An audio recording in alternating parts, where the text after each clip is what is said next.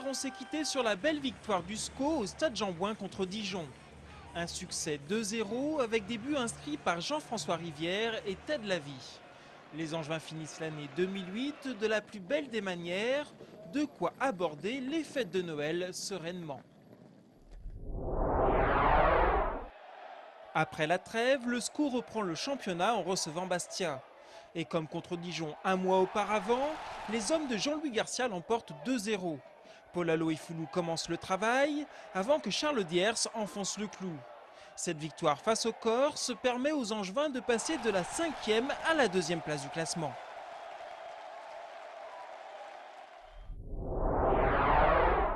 Une semaine plus tard, le SCO se déplace à Châteauroux. En marquant l'unique but de la rencontre, Fabrice Do Marcolino remplit son rôle de joker de luxe. Il signe par la même occasion son 3e but de la saison. Pour démarrer le mois de février, le SCO reçoit l'équipe de Clermont. Dans un match prolifique en but, c'est Jean-François Rivière qui ouvre la marque. Le SCO est alors réduit à 10 dès la 41e minute, mais même en infériorité numérique, les Angevins sont inarrêtables. Paul Aloïfoulou n'hésite pas à prendre sa chance dans un angle fermé, et ça paye puisque le cuir finit sa course au fond des filets.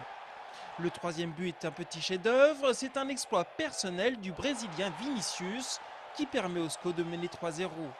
Clermont revient alors à 3-2, mais Floyd Haïté va finalement anéantir tous les espoirs clermontois.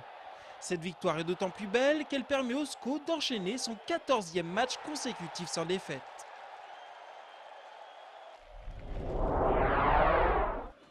Malheureusement, toutes les bonnes choses ont une fin et c'est à Brest que le SCO va perdre son invincibilité. Le but marqué par Paul Aloïfoulou n'y changera rien. Le SCO s'incline 2-1 et pointe à la 3e place du classement.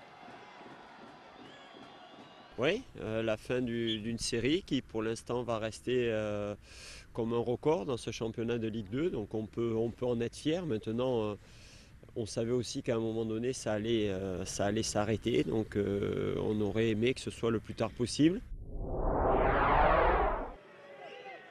Pour le compte de la 25e journée, le SCO se déplace à Nîmes, l'avant-dernier du championnat. La victoire est impérative pour les Angevins, mais malgré le 3e but de la saison de Vinicius, le SCO est tenu en échec un partout.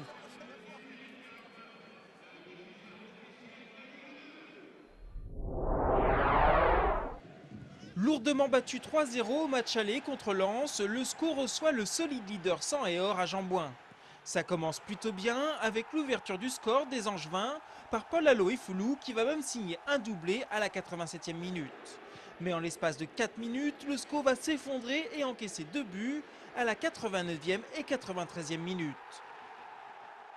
Le visage de Jean-Louis Garcia en dit long sur la déception des Angevins. C'est dommage, là on a vraiment fait preuve d'un manque de roublardise, de malice, d'expérience, tout simplement. SCO News, c'est terminé pour aujourd'hui. Pour voir la suite et la fin de tous les buts du SCO, rendez-vous dès la semaine prochaine.